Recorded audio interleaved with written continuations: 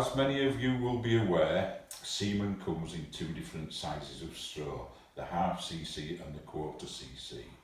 Therefore, since time immemorial, the equipment we have used in order to get the straw inside the cow are the half cc gun and the quarter cc gun. These are the same external diameter, they're the same length, everything is the same about them except that one receives a half cc straw, one receives a quarter cc straw.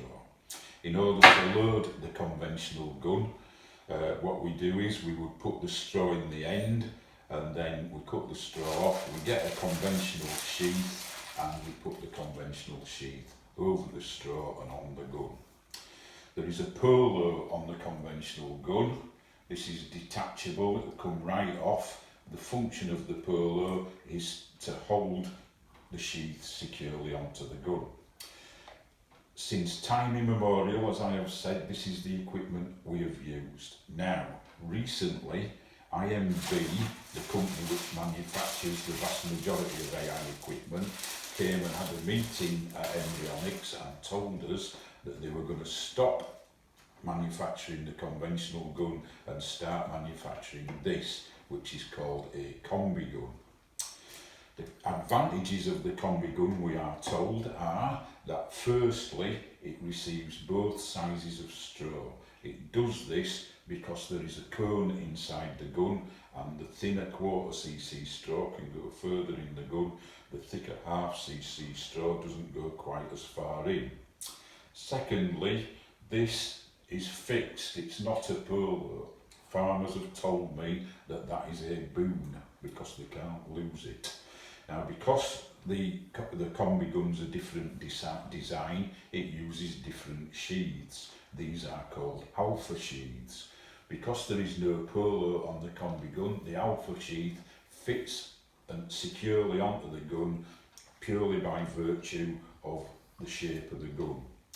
Now, the alpha sheath does not have the hole in the end as does the conventional sheath. The hole through which the semen comes are two little pinpricks on the sides of the sheath.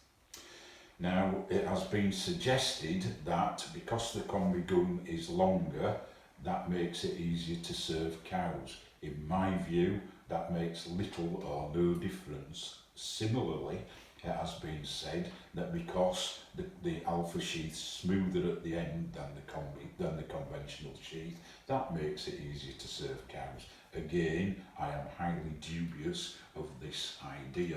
However, work has been done which has shown that we get a marginally higher conception rate with the Kombi gun.